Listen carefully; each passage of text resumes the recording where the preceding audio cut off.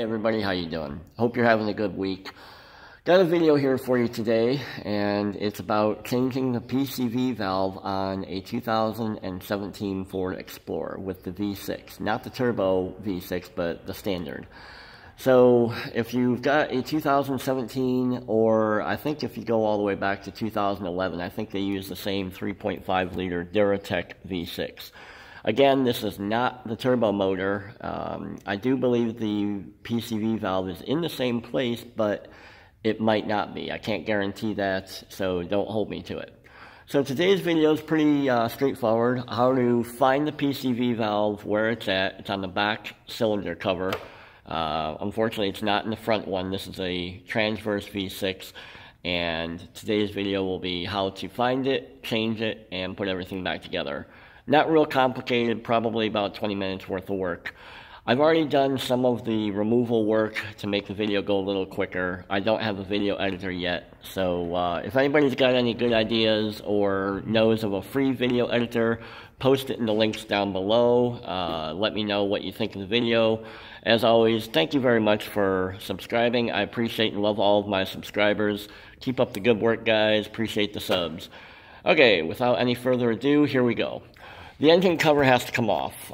For those of you who have the V6, it's really easy to get off. First, take off your oil cap. Simple unscrew, set it aside. And next, you don't have to pull the dipstick. There is a recessed opening, so you can leave the dipstick on the engine. If you want, put a rag in the opening, keep anything from falling in there, but we're not going to be taking too much off the engine today. After you get the oil cap off, there's two retaining nuts. One here, and these are just push grommets. Let me zoom in a little bit. You can just push them in. I found a lot of times if you unscrew them, like you're unscrewing a screw, they seem to come out a little easier without tearing them up. I've taken this out a couple times already, so it's got a little bit of tear up, but I won't change it until maybe another couple times I take it out. And on the other side, it looks similar, but this is one of those push tops. Let me go to the other side and I'll show you what we're looking at. As we get in closer, this is one of those where you lift up the center section. Sorry for the dirty finger, guy. Just lift up the center. You can use a screwdriver or just pull it up with your fingers if you can get something underneath it. Once you pull that center section up, pull the whole thing out. And if it comes apart, don't worry, they go back together. They're also pretty cheap. If you happen to break the tangs or if you break the top out of it, go to the auto store, they have these. These are just push locks. Set this one aside. Now, you've got both of them out on each side, and you've got the oil cap off. This is foam rubber. It's real pliable. You're not going to break it. Just lift it off the oil cover gasket. It lifts off. It lifts off the back, and the whole thing just comes out. So set this aside. Now, we're going to find the Pcv valve. First, I do want to tell you, a lot of guys or gals are looking at these. This is not the Pcv valve. This is just a vent tube. So, don't go pulling on this and trying to think that this is a Pcv. It's not. If you want to change it, that'll be for another video, but this is not the Pcv. Don't get confused with it. Go to the back cylinder cover, and you'll see where the Pcv valve is at. Unfortunately, Ford did not put it in a very good place, and I'm going to try to get the camera in on it. Okay. Look back here by the the number 4 spark plug. I may have my numbering off, guys, so I apologize about that.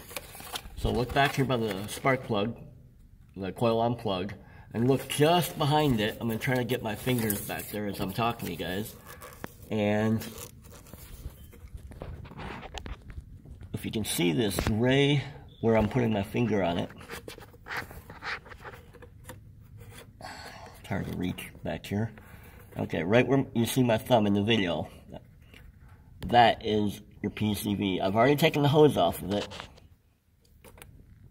It's right here, and I've got the hose next to it, if you can look right in the back of the video there. Again, the camera is real tight in here, guys. So, that's your Pcv valve, again, where my finger is tapping. If you see it moving, that's your Pcv valve, behind the number 4 plug. So let me pull out a little bit and I'll show you what we're looking at. I recommend you get a decent pair of channel locks and get you a decent set of pliers. And all we're going to do, I just use a regular old pair of pliers. We're going to actually remove the hose up here on the back of the intake. Now this is the other end of the PCV hose. The reason we're taking this off is so that we can have some flexibility in the hose. It's real simple. I've already taken the squeeze clamp off. Again, you can use just a pair of pliers. I don't really like these things. They're a pain in the butt to deal with. They put them out at the factory to make the assembly go a little quicker. The squeeze clamp will be right here on the hose, and it contains the vent tube on the inside. Once you do that, this will be sticking up in the air a little bit, and then you can go around back, use a pair of channel locks, and take off this clamp right here. That's why I recommend taking this tube off, so that you can be able to rotate this on the PCV valve and get the right angle on taking this off. Don't worry about taking that one off. That's just holding the vent tube in there. The black one that you see in the camera, that's the one that holds it onto the PCV valve. Don't worry if you see a little blow-by in there. That's normal. You're supposed to have a little blow-by. But the PCV valve takes it and reburns it back into the emission system. Once you have the hose off, come back over, and I recommend this top hose right here. Sorry, wrong one. This one just sits in the clamp there and a clamp here. And this isn't real brittle plastic, but it's a hard plastic, but I recommend pulling it off the clamps so that you have a little more room to work with. So you can slide your hand in the back, reach down under the intake right here, and then right next to the spark plug, coil on plug, rotate it to the left, which would be as you're standing on the right side of the car over by the right wheel. Rotate it towards the back of the firewall or rotate it towards the driver's side of the car, that way. As you rotate it to the left, it will come out. It looks like a little screw, and you see how it's got that rotating tang in there? That will allow it to rotate into the valve cover. So all you do is just, as you're holding it, rotate it to your left and lift straight up. Now we've got the old one out, set it aside. Compare the new one to the old one. I always recommend this. Make sure that they're the same length, they have the same type of O-ring, and they have the same chamfer on where you're going to rotate it into the valve body. This section right here, or the valve cover, not valve body. Make sure they're the same length, the same tube size. You don't want to have the wrong one, it won't work right. And everything looks good. Take the new one, make sure the O-ring's on there, make sure the O-ring is on the old one. Again, kind of like an oil filter. Take the new one, hold it in your left hand, and all you're going to do is put it in, make sure it's snug, and then rotate it to the right, which is toward you. Now, the new ones are going to go in a little bit tighter, so you might need to get a pair of pliers to give it that last little quarter turn. If you've got strong fingers, that's a blessing, but there we go. Alright, now that's in. All we're going to do, I like making sure that it's snugged in. So I just take a pair of pliers and carefully, it is hard plastic. You don't want to put it on there too tight and break the thing. So I just like putting it on there, giving it a good quarter turn. Just make sure it's tight. You don't have to squeeze it real hard. You don't have to make sure it's snug. Okay, and it's on. Okay, now that it's on, all we're going to do is take your vent tube, reach in the back, and you can do this by feel. It does help to have a light, but snug this on there.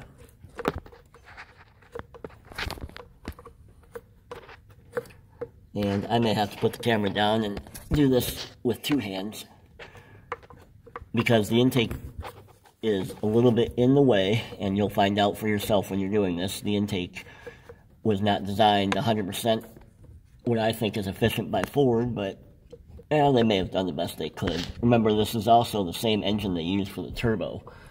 Okay, now that it's in, take the other end